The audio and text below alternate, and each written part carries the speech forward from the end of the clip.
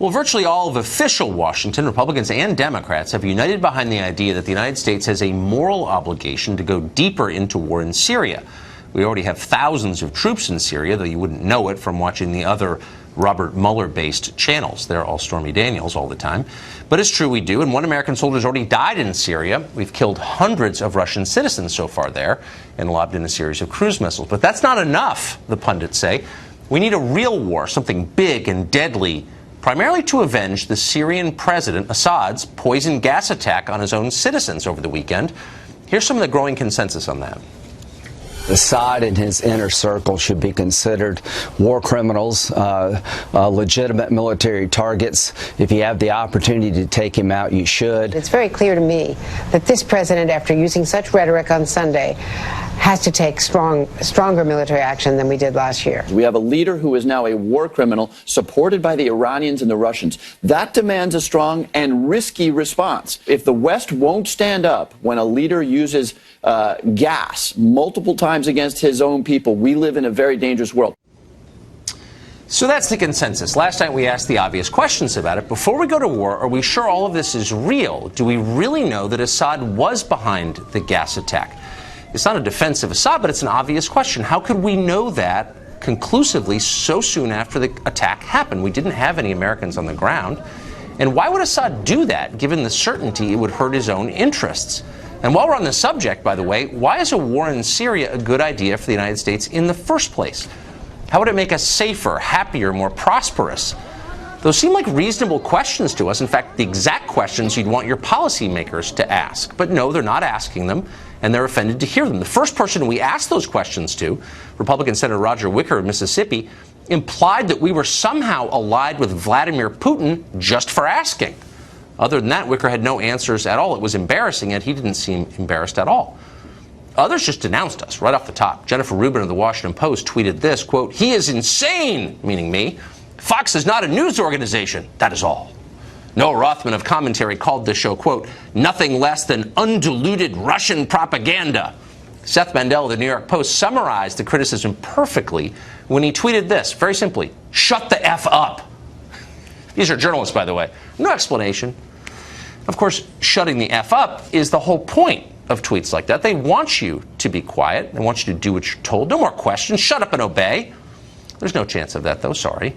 Glenn Greenwald has been following all of this. He's a founding editor at The Intercept, and he joins us tonight. So, Glenn, leaving aside the real question of how you should respond to Syria and is it a threat to the world order and to us and to its neighbors, I think those are all fair questions.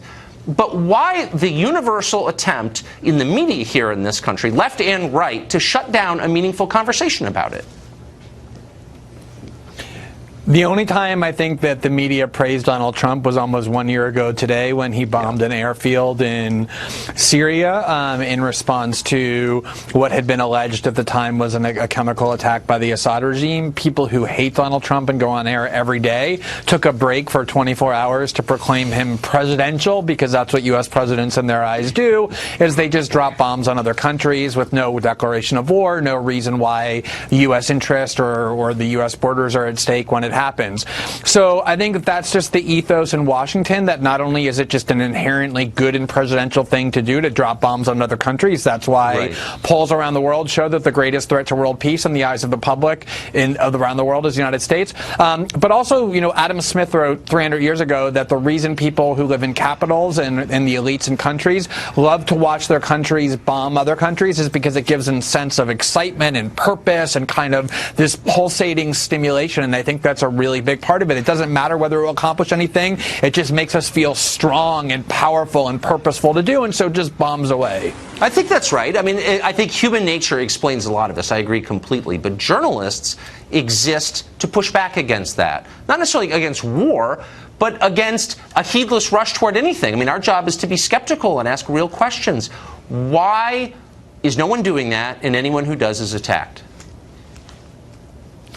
So, you know, the just about every name that you mentioned in the media who attacked you for raising questions about whether or not we ought to actually go and bomb another country are all essentially neocons. They're the same people who were doing this in 2002 and 2003, saying anyone who asked questions about whether we should actually go to war and remove Saddam Hussein was an admirer of the Saddam regime. They did the same in 2011 when it came time to remove Gaddafi. They said if you're against that war, it means you love Gaddafi and you want to see him slaughter people. It's just the standard tactic. And what we have now is this kind of union between neocons who have now once again kind of been embraced by both the establishment wings of the Republican and Democratic Party, and the militarist in both parties, people like Lindsey Graham and lots of Democrats who love every single war. And so this climate arises that you're just supposed to cheer when it comes time to drop bombs on other countries, not ask whether there's evidence to justify it, not ask whether it will do any good, not ask whether it will kill any civilians. And if you do ask those questions,